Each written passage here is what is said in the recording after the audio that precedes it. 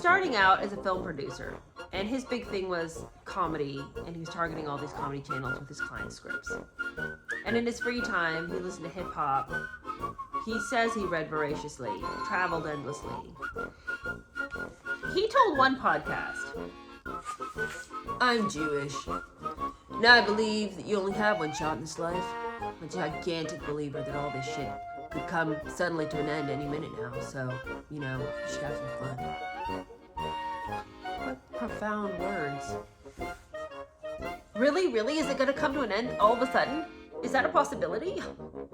Tell me no, Trevor. I mean, duh.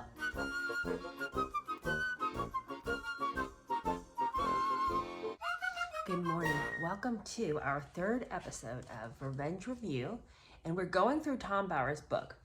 If you are new to this channel, and a lot of you are, we had gone through Spare from start to finish, to absolute, from prologue to epilogue.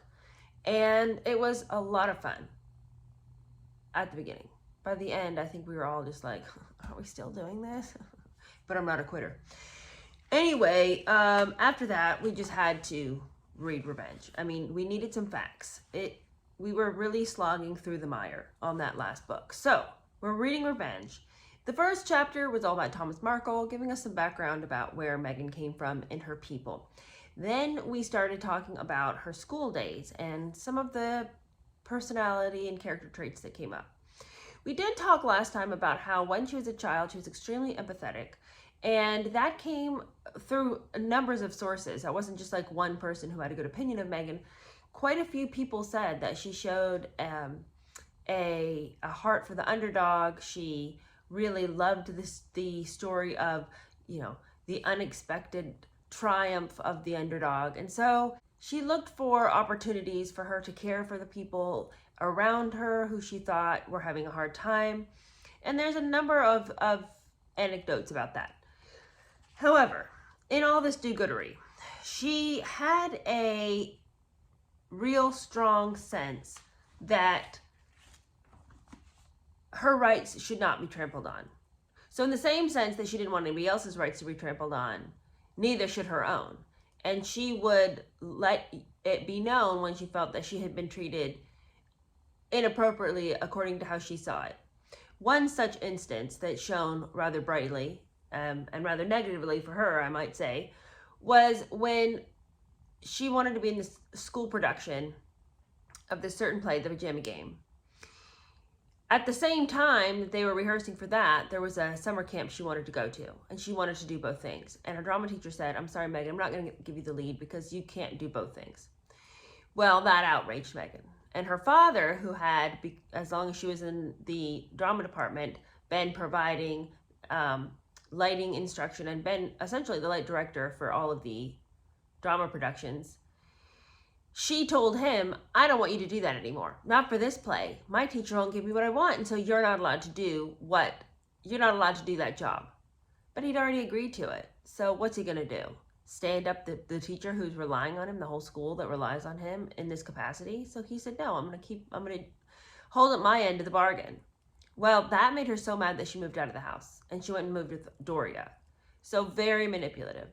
And she moved out and lived with Doria for some time. Not like years or anything, but several weeks. She did this to punish Thomas. She did this to make him sorry that he had gone against her will. And Thomas says it was at this time that he realized that he may have created a monster with all of his giving, and never asking much of her. It would just appear that whatever Meghan wanted, Meghan got. I mean, that old refrain, I think that really was the way she lived her life when it came to her father. And as we're going to see in this next chapter, she knew no end to ask for it and I shall get it. Ask and you shall receive. I mean, Thomas Markle was all about writing a check. But as we said last time also, he wasn't just, Mr. Write a Check. He really loved her, and he was really involved with her and her life and the things that made her, that she found interesting. And so when she moved off to college, that was really hard for him because his entire life up to this point had been all about Meghan. All right, so let's get right into chapter 3. We left off at our high school graduation. If you are enjoying these videos, please like, subscribe, consider sharing with a friend, hit the bell for notifications, comment below, all the things. Okay, chapter 3, college. Now they call this college, but it's like 3 pages of college, and then the rest of it is all about her early career, trying to get some traction, and also when she finally gets onto Suits. Now, chapter 4 is all about her time at Suits, but until we get to Suits, this leads right up to where she's finally got that part.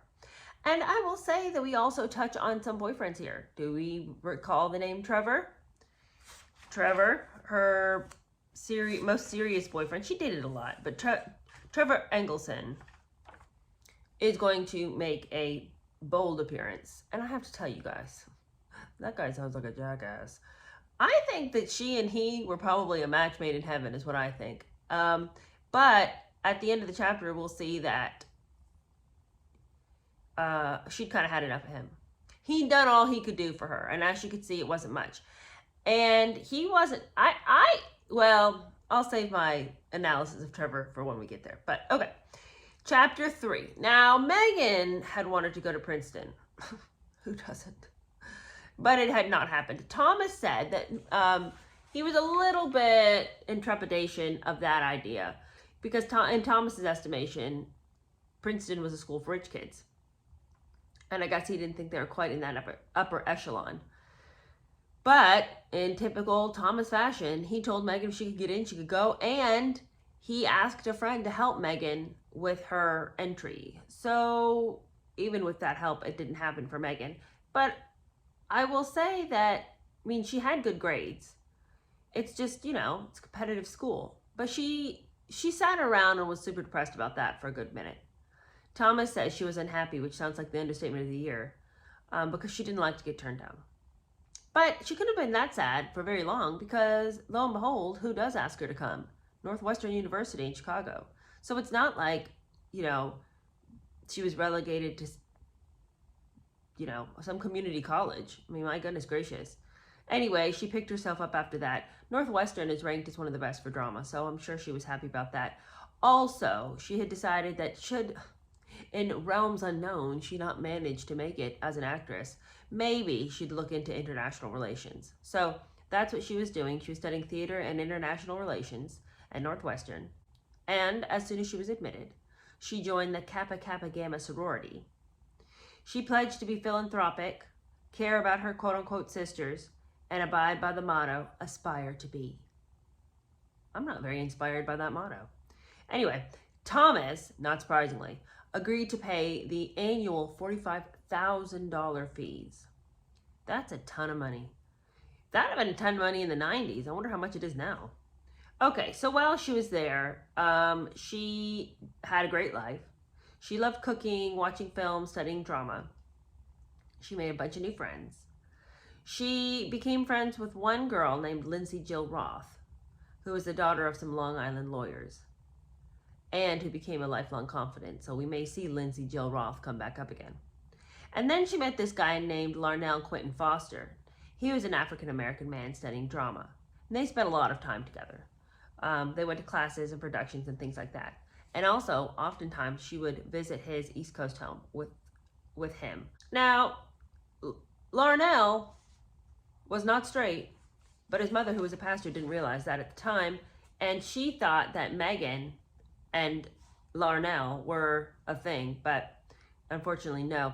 Meghan's first college boyfriend was this guy named Steve Lepore, who was a baseball player. But he moved away to North Carolina and then ended that relationship. At which point she decided she better figure out a better and more methodical way to find men to hang out with. So this is when she turns wholeheartedly to the self-help dating Bible called The Rules.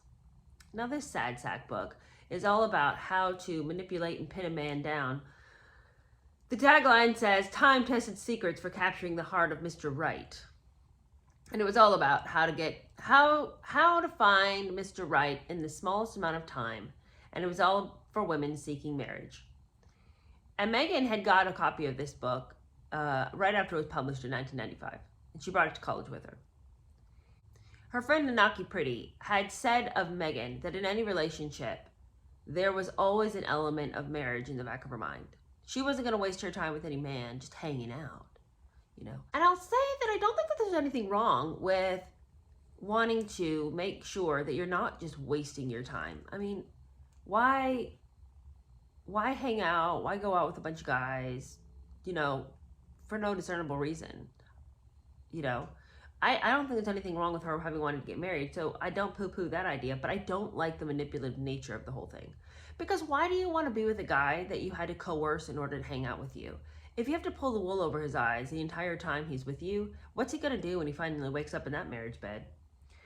Anyway, she had this whole thing going at college, all very manipulative, very, how do I get him into my web and then capture him? And Thomas Markle, who often came by to visit Meghan, was a little bit shocked at her methodology. He said that one time he'd gone to visit her, and this guy passes by, and she points him out to her dad, and she says, "That's my next boyfriend."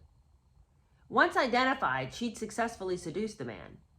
And Thomas said that, you know, it was like she just fixed it. She had this ability to control men. That's her dad's words.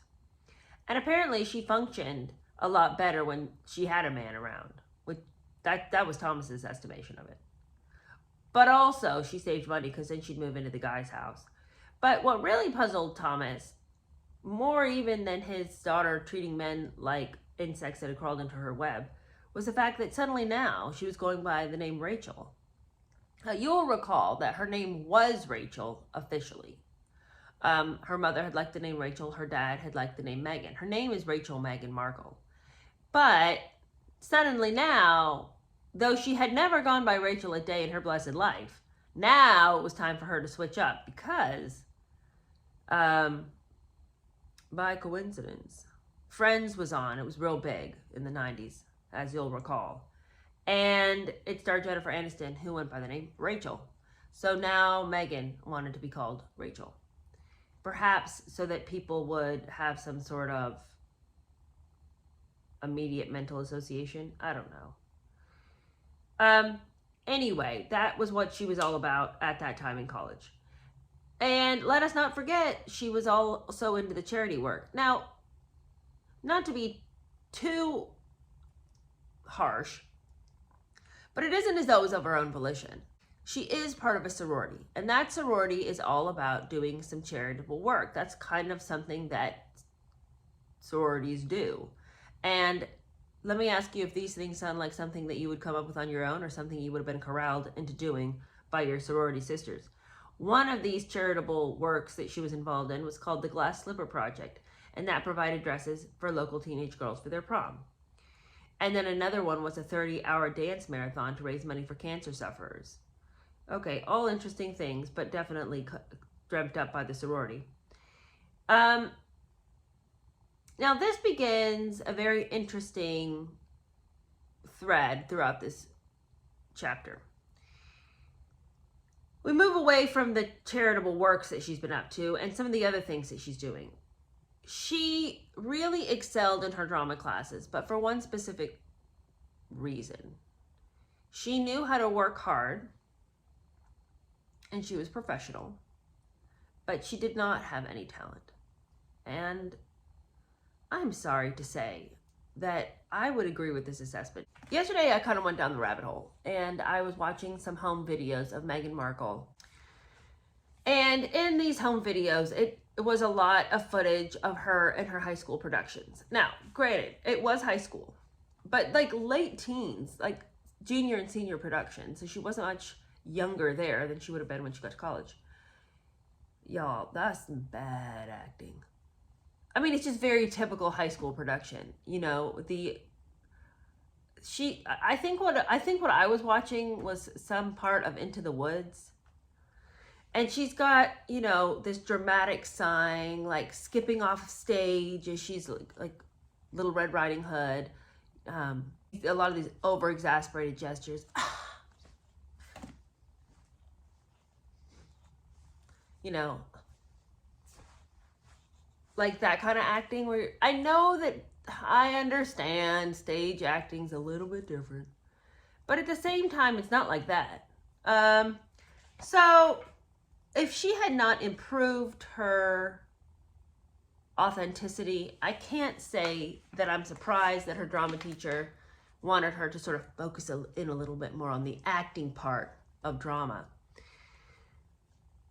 Her professor had told her, you could learn to be a great actress. But she also said of Meghan that she wasn't really sure that Meghan wanted to be. She told Meghan that theater is where you can learn to transform yourself and reach an audience 6 or 7 nights a week. A star actress like Meryl Streep, trained in the theater, could completely transform herself and go deep into a character, but Meghan was playing herself. A pretty girl who was personable and intelligent. Her strength was empathy. And that is the character she always played. That's who she was playing in life as well. The pretty girl who is really personable, also really smart, don't forget, and that she is super empathetic and kind and sweet. And so in her theater performances, and really in any performance after that, she never was able to get beyond that character.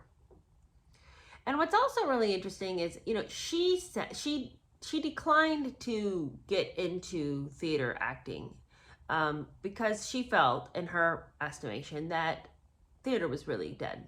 So there wasn't really any reason to get too excited about that.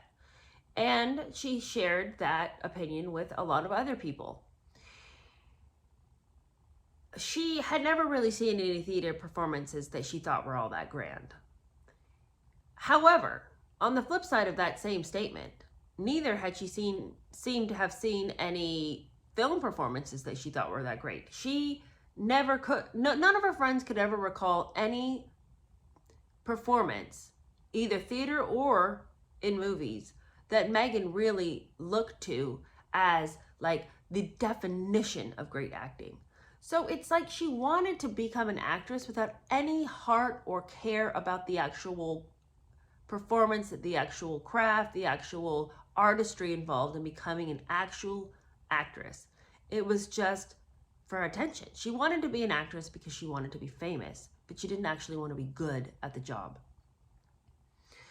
So about this time, as she's becoming a little bit more concerned about how things are going for her in her acting career, she asked Thomas to secure a talking part for her on the TV soap General Hospital.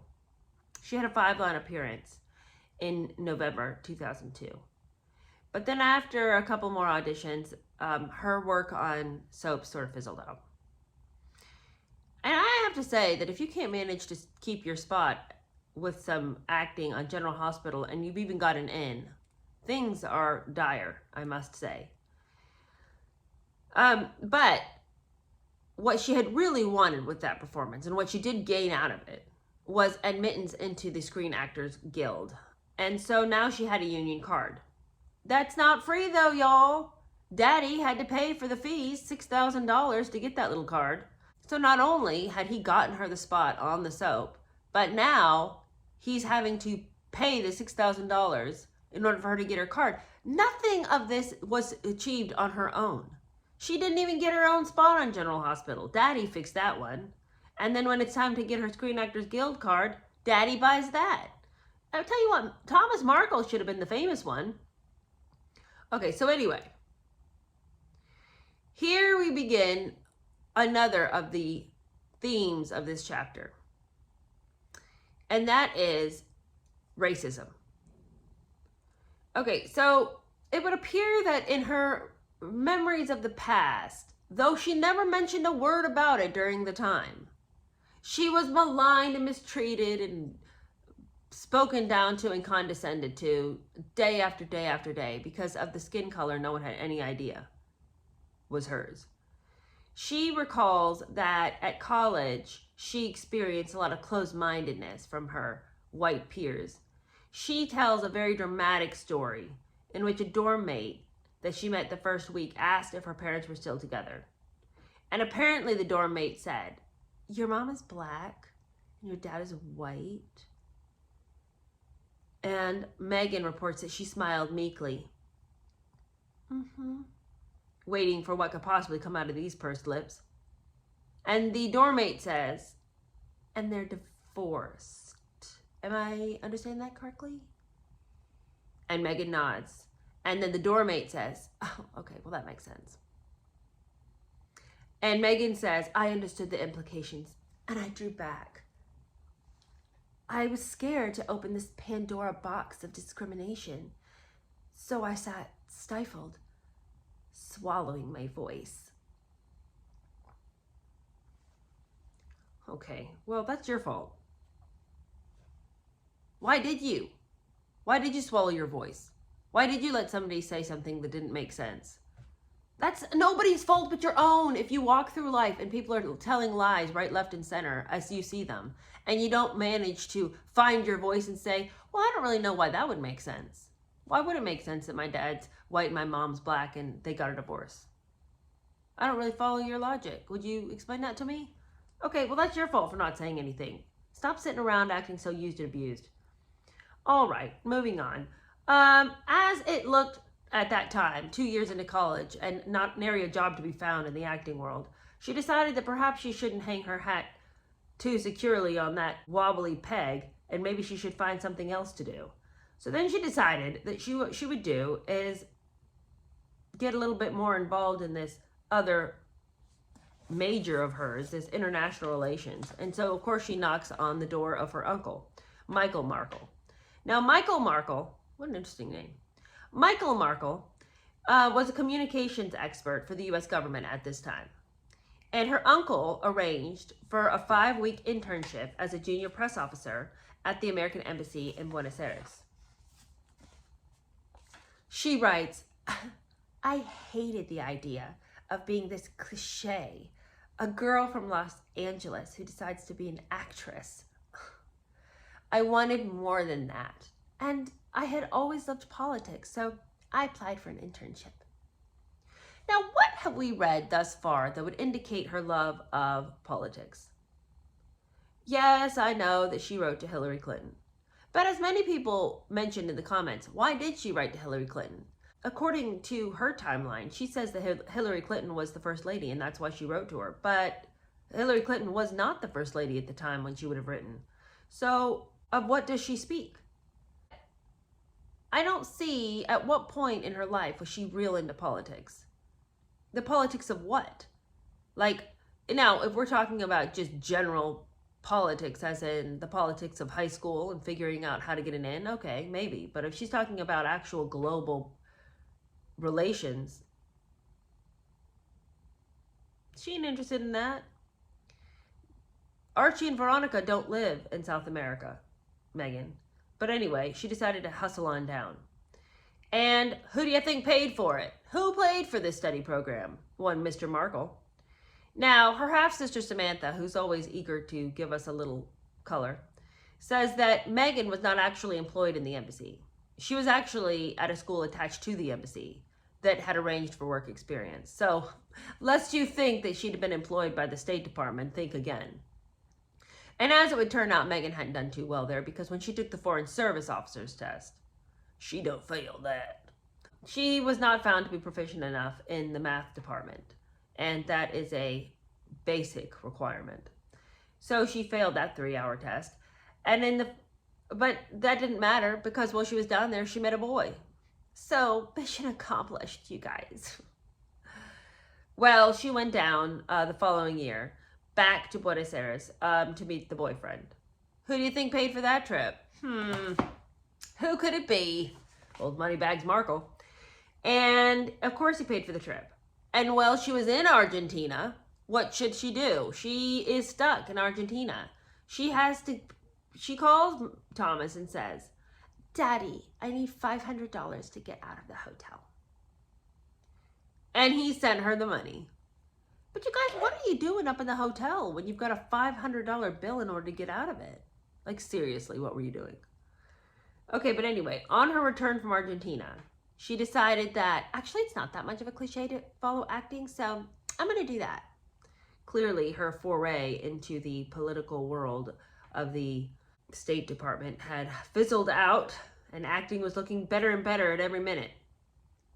She claims and has this story that she was in this film production, this student film production, and that out of the woodwork should cross one man named Drew. We know nothing of Drew, not his first, middle, or last name.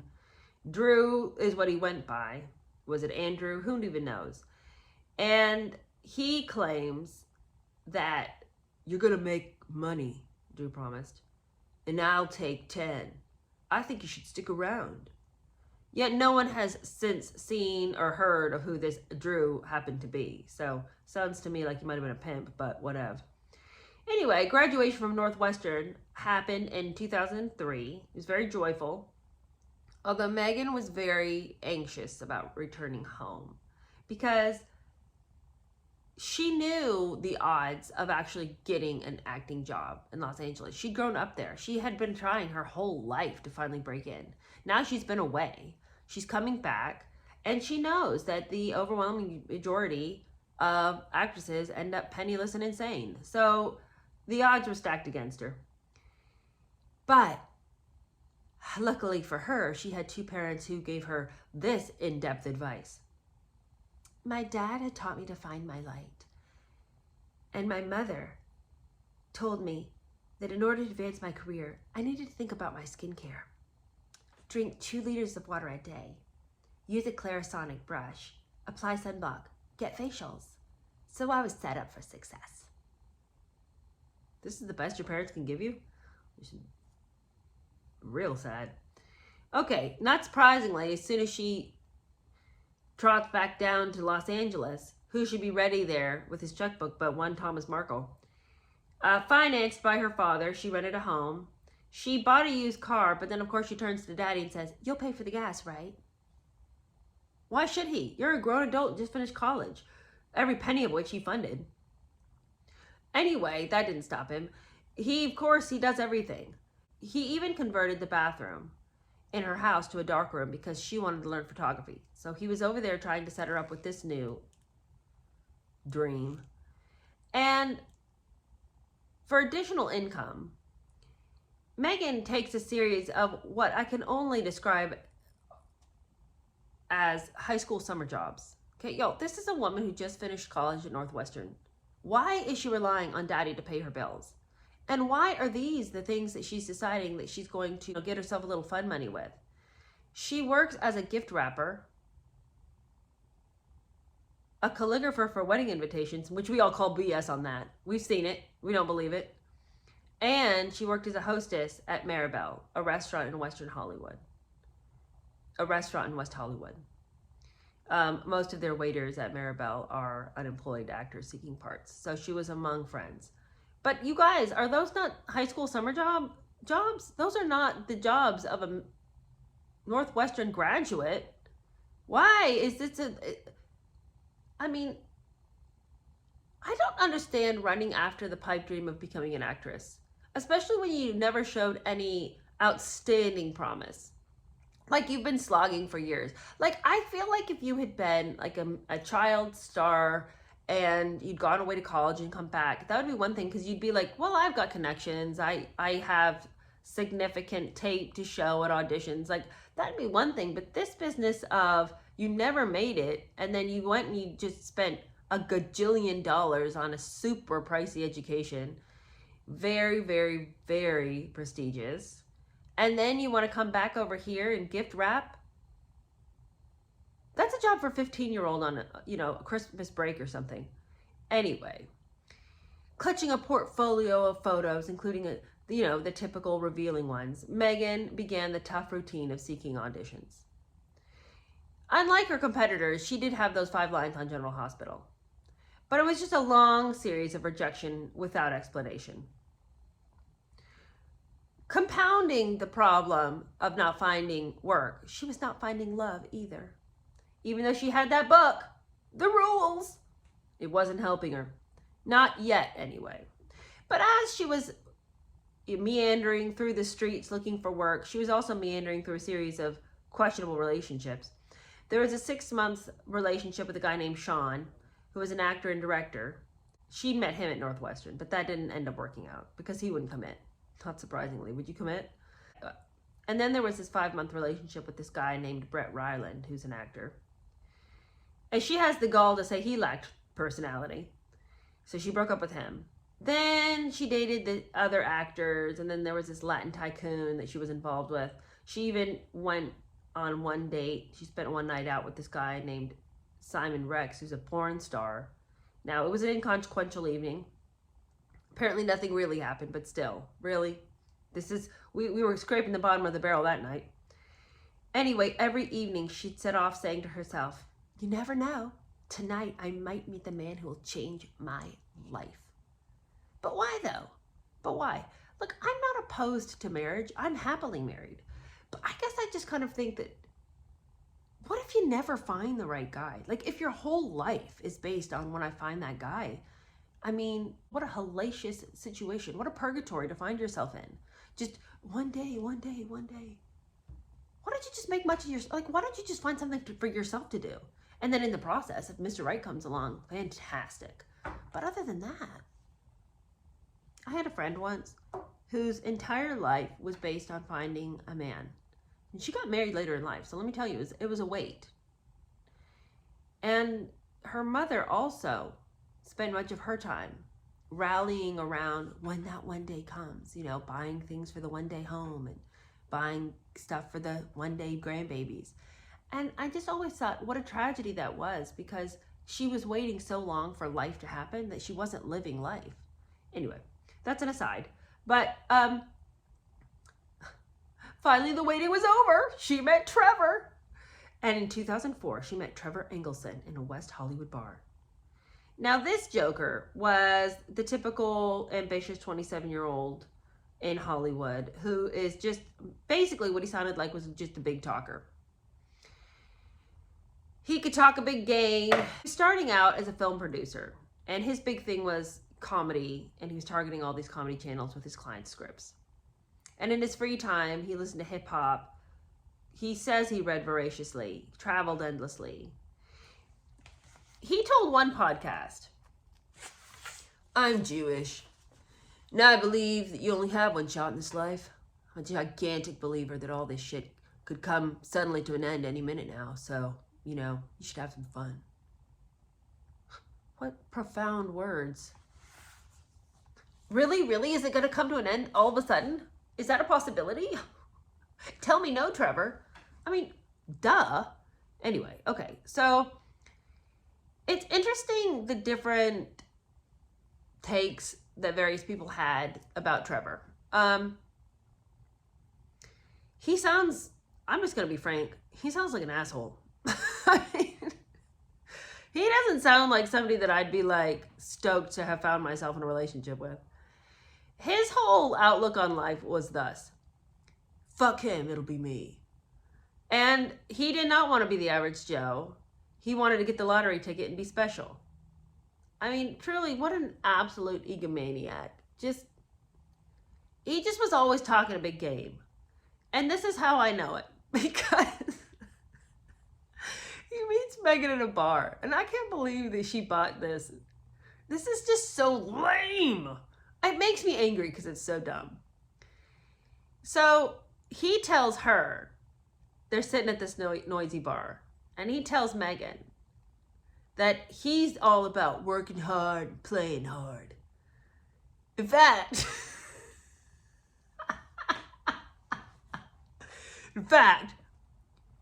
I work so hard that I'm even reading screenplays every morning through the steam shower glass door. You work so hard that you're putting the scripts up outside the bathroom window, and you're over there washing your hair and reading. No, you're not. No, you're not. That's so stupid. You can't read through the steamy window of a hot shower. You can't do it. And like, okay, multitasking isn't really tasking at all. It's distraction. Okay, so this, I mean, if a guy had told me that, I would have laughed right in his face and gotten up out of my seat and found somebody else to talk to. I'm reading scripts through the steamy window of my shower. No, you're not. That's so stupid. Like, all I would have thought was, well, that's dumb. What a waste of time. If you think that works, and worse still, if you think that line's going to work on me, you're a couple crayons short of a full box. Anyway. Here's a couple of his maxims to get through life. You guys, this guy, what a philosopher he turned out to be. Hope's the greatest currency we have in this business. You don't say. And then he says, don't give 5 minutes if you're not going to give it 5 years. Meghan loved these two sayings, and she frequently used them herself in speeches she would give to young audiences as her philosophy on life. Really? That is so shallow, I cannot even. And also, don't give 5 minutes if you're not going to give it 5 years. That's just a stupid thing to say. It's such amazing BS, I cannot even. That doesn't mean anything. That doesn't mean anything. What if I've got to look into a project to decide if I want to spend more than 5 minutes on it? That's just a stupid thing to say. It just sounds like you're saying something, but you're not saying anything, dumb Trevor. Well, apparently not everybody thought he was dumb. To me, he sounds like somebody who thinks he's way smarter than he is. But Tom Bauer quotes a friend of his back from New York, where he was from.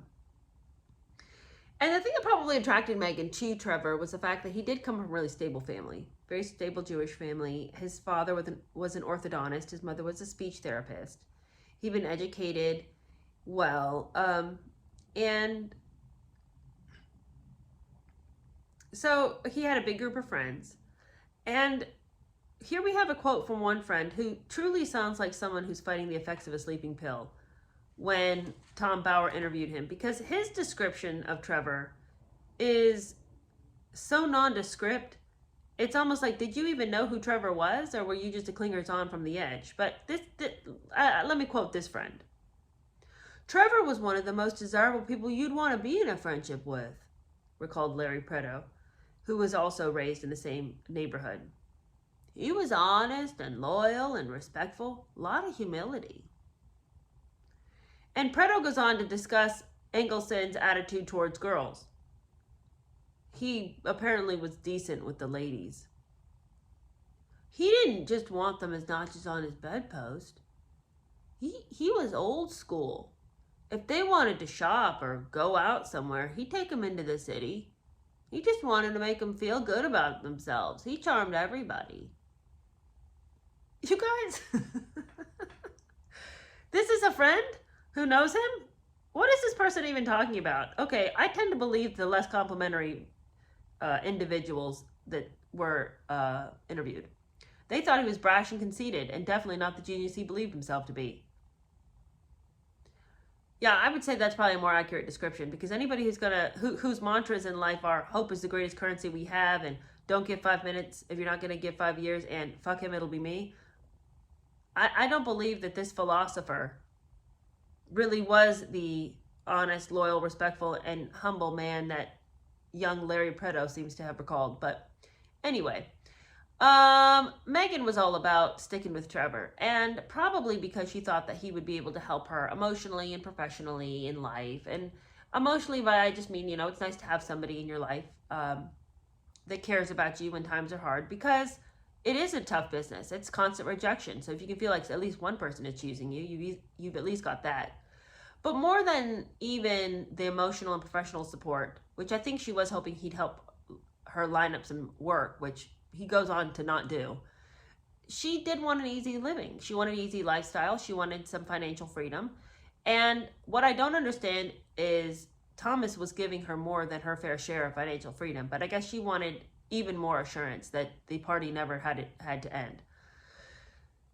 Her friend, Nanaki Pretty, says that Trevor was really big for her. Like, this was a big deal relationship.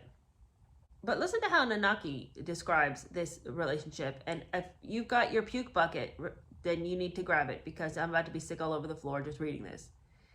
So Trevor was real big for her. It was an opportunity for her to establish relationships with agents, according to Pretty. And Meghan loved it. She loved being at his side. She loved going to these dinners. She loved him.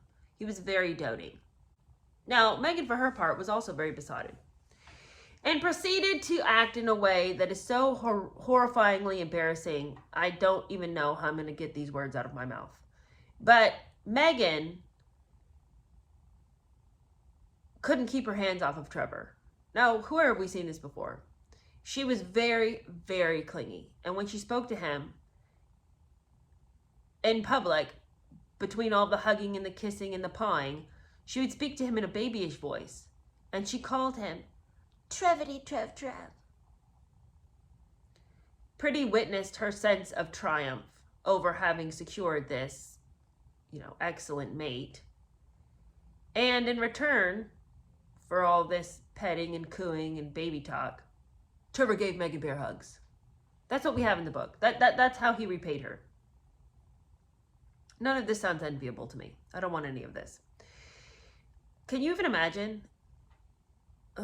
This whole thing. It's almost like he was like trying to hug her hard enough to calm her down. I mean, it's just like she's over there petting and cooing and kissing his neck and, babyish voice, and then he's over there giving her these bear hugs like, settle down! Unable to believe his good fortune, though. Apparently, he really was into her. He thought she was the hottest woman in Hollywood. And Meghan really did know how to be a domestic goddess and really put on a show for him, for his friends, made him feel that he really did have a catch.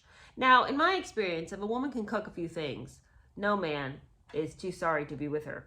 And she managed to really show him what a domestic goddess she was. They moved in together, and she loved to throw these dinner parties. According to her friend Nanaki, Meghan really was very good at curating a beautiful life. She had a really specific style. She loved her hotel-style bedding, really crisp white duvets with this contrasting black piping. She loved everything to be white. She was a real perfectionist. And then these dinner parties that she would throw, she was really good at putting food and wine together. And so it looked like Trevor had really found somebody who could support the lifestyle that he wanted, and he could bring people around to the house and be really proud of what he had going on domestically. But as Tom Bauer would remind us, Pretty is describing an idealized snapshot of Meghan's life. For the majority of the time, she was running around like a chicken with her head cut off, trying to find work and not finding anything at all. And even Meghan writes that her 20s were brutal. Meghan says, "It was a constant battle with myself, judging my weight, my style, my desire to be as cool, as hip, as smart, as whatever as everyone else. I must have been about 24 when a casting director looked at me during an audition and he said, 'You need to know that you're enough. Less makeup and more Meghan.'" Now, I doubt that any casting director told her that, only because they don't have time to give you these insightful moments about yourself. But it seems to be a conclusion she'd come to herself, that maybe she was trying too hard. So now she tries, in my estimation. I think that this is a revelation that is perhaps less genuine than it sounds. Because what I think happened at this point, when she realized that doing herself up all the time wasn't going to do it, then I think that she decided to polish another facet of this fake diamond.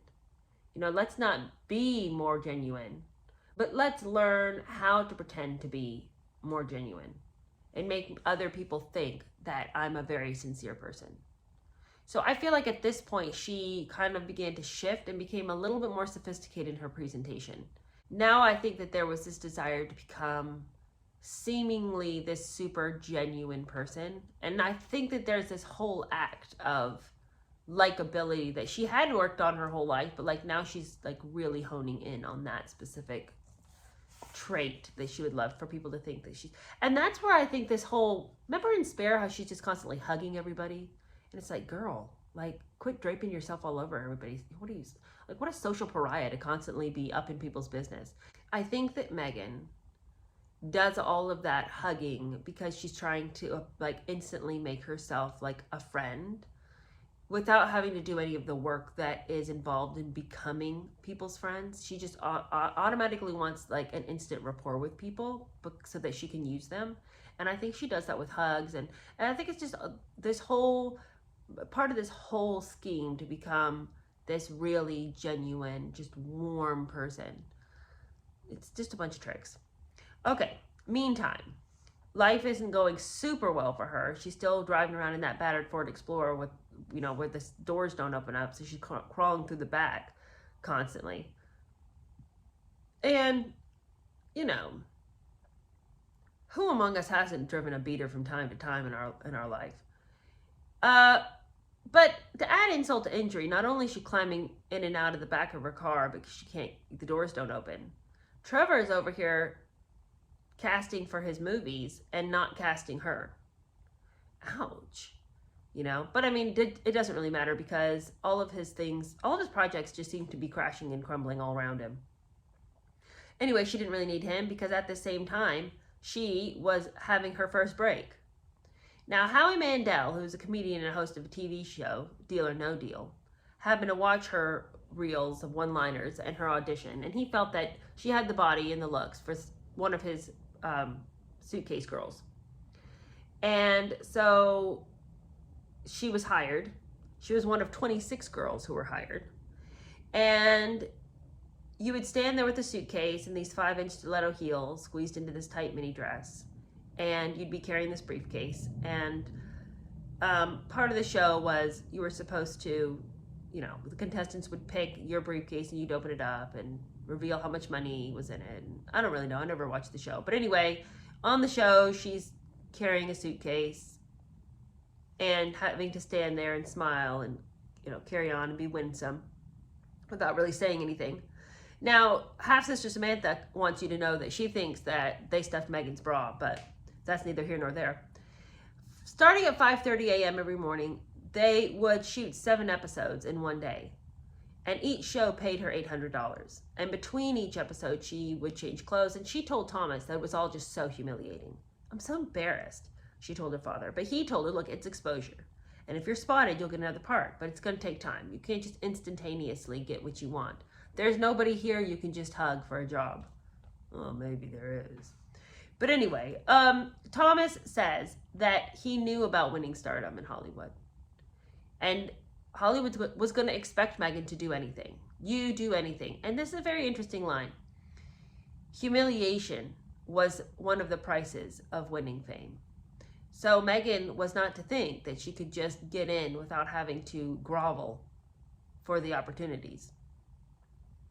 Now, on the set of this show, of course, sexy young women always attract the rich and powerful men among us. And Donald Trump came and visited the set many times. He passed around some invitations to the girls. You guys can come on over and visit my golf courses if you want to. And some of the girls accepted, but Meghan didn't. She didn't accept anything from Trump, but neither did she accept any of the other invitations that came their way. She just never went out after the shows, but she spent a lot of time reading scripts for auditions. She really wanted to have something more than this as far as work is concerned. She wasn't interested in casual dating. She was always looking for commitment. I mean, obviously she's with Trevor. So according to Layla Milani, one of the other girls, Meghan was kind of more serious about her path in life. However, if it came to partying with people that she thought might give her a leg up, somehow the professionalism of going home at night and reading scripts quietly with your glasses and your little cup of tea went out the window. There's a guy named Brett Ratner who's a very successful Hollywood producer, and he would throw these big parties. And at these big parties, there were all kinds of actual famous people, not Meghan famous, but real famous, like Johnny Depp and Leonardo DiCaprio and Penelope Cruz, and all these people would come to these big parties. And all of the game show girls would go to the parties as well. Now, everybody thought they were just a dime a dozen, and there wasn't anything noteworthy about any of them. They all looked exactly the same. Now, some people noticed Meghan because she dressed really conservatively, and she also liked to do this whole act where she was like this doe-eyed innocent.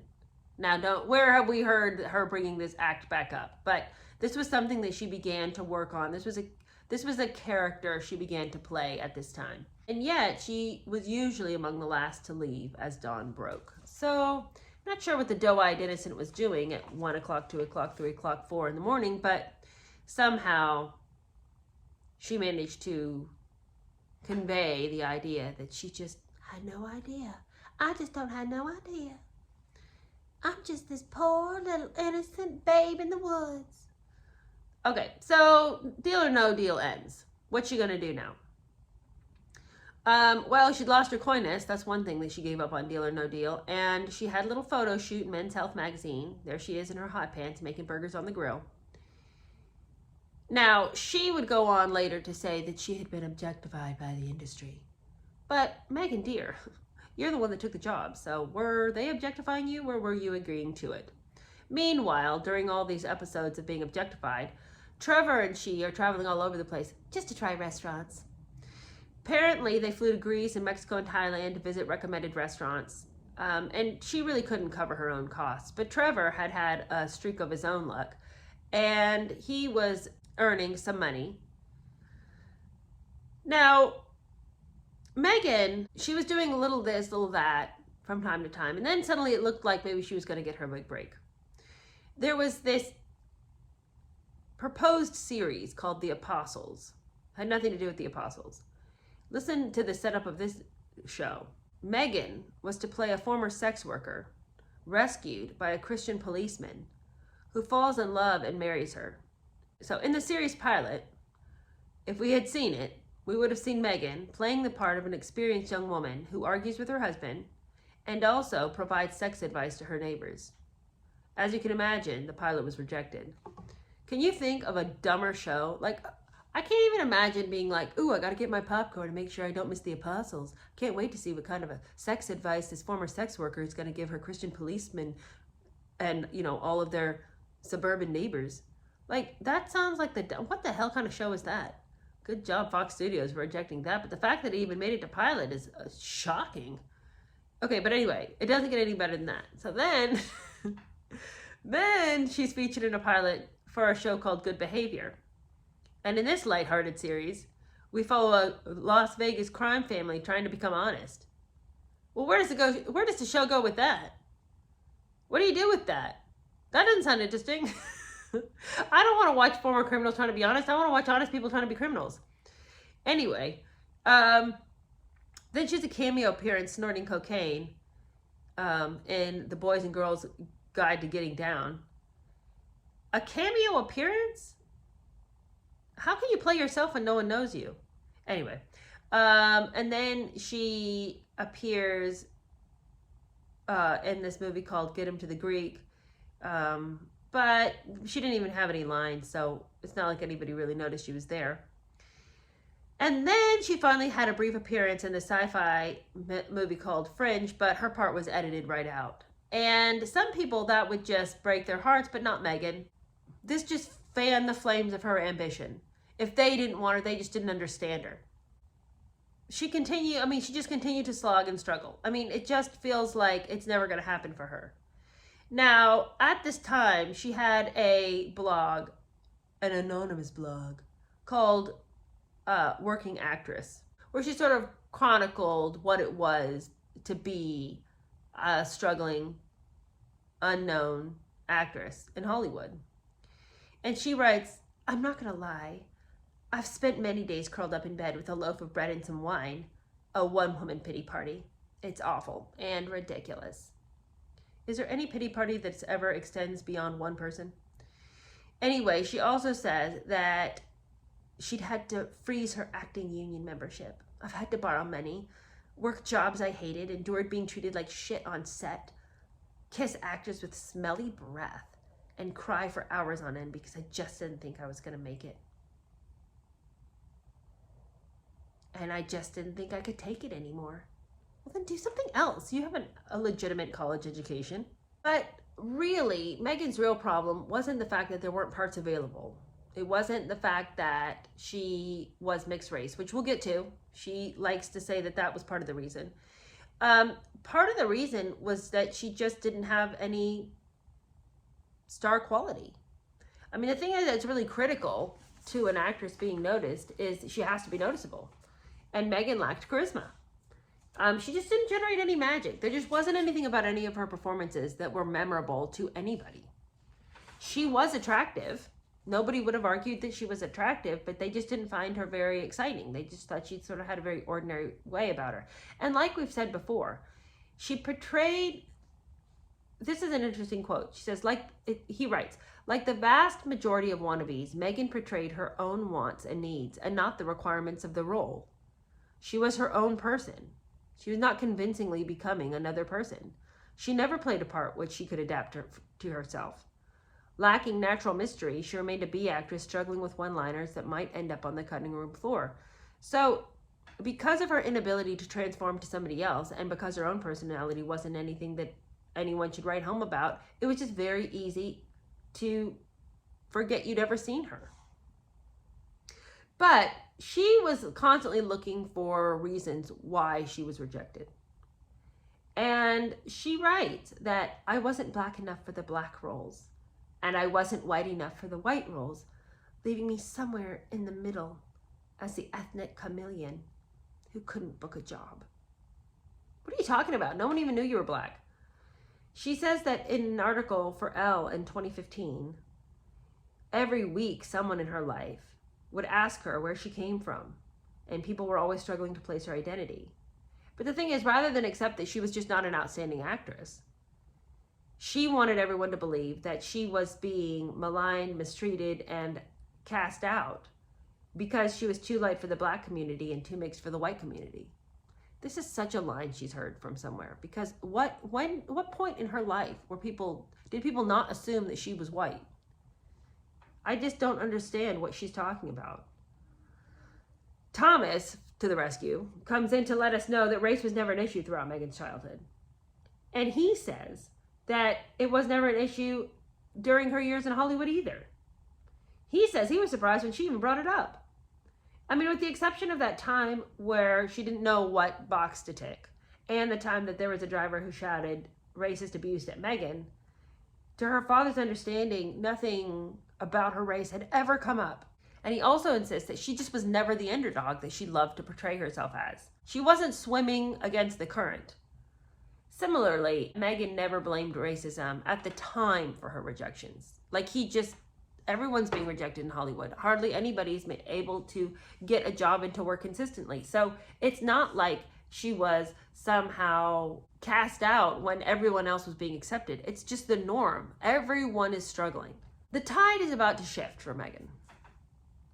In mid-2010, this guy, Nick Collins, her agent, sent Meghan for an audition in an office block in Santa Monica in Los Angeles. These American producers were looking for an attractive young woman to play the part of Rachel Zane, who is an aspiring lawyer, but who is not able to pass the exams. Truly this part sounds like it was written for Meghan. It was a low-budget soap series. Let us not forget. Do we recall how King Charles, upon meeting Meghan, was asking her about how she, wasn't she on a soap in America? And she was like, no, it's a cable series that airs at night. Like there was some big, difference there. It's not. And anyway,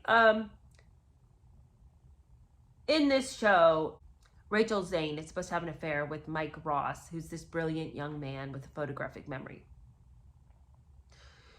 And this book here goes on to give us a little background about what the show Suits was. But basically, it's just a bunch of lawyers doing shady things and pretending they aren't being shady at all. So life. And then,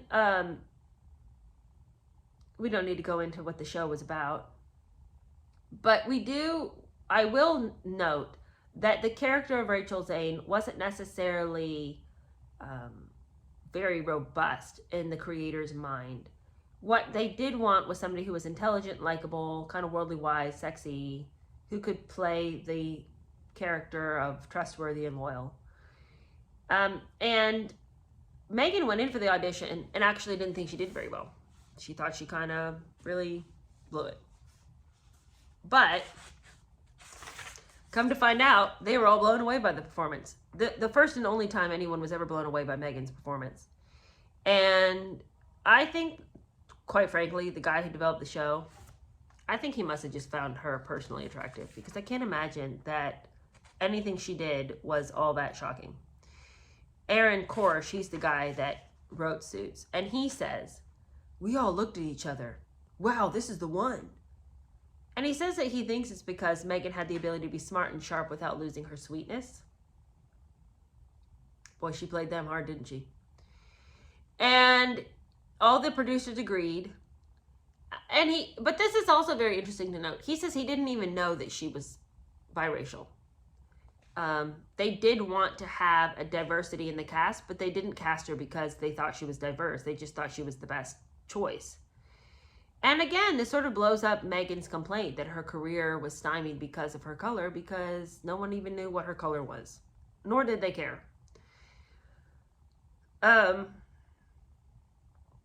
So as it turned out, they thought that they were going to shoot this. They shot the pilot. It was picked up by USA and commissioned for 12 episodes. She was going to make $50,000 per episode. And that was going to end up at $600,000 after 9 months of work. So finally, she's earning her own way in the world. But to the shock and horror of everyone, they weren't going to film this show in New York the way they had all thought they were going to. No, they've got to save money. This is a low budget cable show after all. And that meant that everyone was going to have to shuttle on over to Toronto, where they were going to set up shop and film there. Everybody else decided that they would be commuting from Los Angeles. They're not making Toronto their home, but not Meghan. She sees this as her ticket out of her relationship with Trevor. Leaving Los Angeles and Trevor, Meghan told the producers, was not a downside to her. She planned on making her home in Toronto. Commute, hardly. Canada, here she comes. She did not explain why she wanted to leave Los Angeles, but one friend speculated that she had agreed that Trevor was just super cheesy. And she felt that, quote, he's like a guy who wears those Adidas slippers with a suit to a fancy event. And another friend suggested that while Meghan could commit herself to Trevor, she did not like being possessed by him. She wanted to be in total control. So, if necessary, Suits was her get-out card from that relationship. And that's the end of the chapter. Now, what have we learned about young Meghan? Well, I think Meghan is...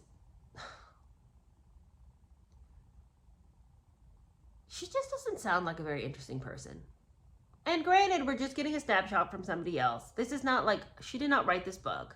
This is somebody skimming over the events of her life so we can finally get to what she's doing to the royal family. So, to be fair, we're not getting every little juicy tidbit about her personality and what she's all about. But we haven't really found out what her interests are beyond trying to become an actress. Now, we know that she likes a well-made bed, and a glass of wine tastes good to her with some nice food. But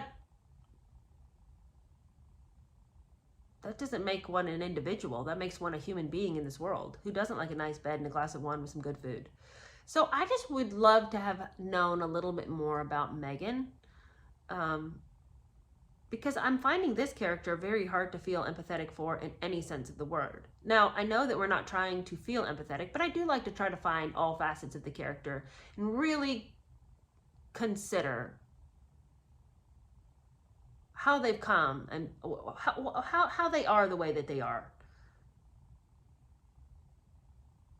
But quite frankly, she just sounds like she sounds very shallow and dull, and you know, that advice that her parents gave, find your light and don't forget your facials, as, you know, parting wisdom for this world as she launches into adulthood, it truly feels like that's all that she is. And again, I just don't understand how Harry eventually fell for her. She just must be a really good talker. You know? I think that she is incredibly manipulative. But I wouldn't say, it doesn't really seem like she had honed those skills quite yet. I think when we get to Toronto, I think this is when she's really, this is when she's really edging in on the socialite scene. I think this is really where she's starting to learn how to work people.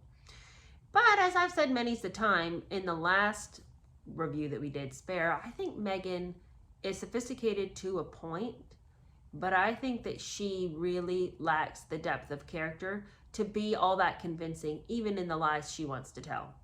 I don't think that she is interesting enough to keep people's attention for long, which is why she then has to start controlling them with rage and fury and frustration. Anyway, I'm really excited to find out what happens on Suits and what happens when she actually is involved in that world. It's going to be very entertaining. I'm looking forward to it. Okay, we should have another episode out later this week. I hope you have a great rest of the week, and I'll see you later. Bye.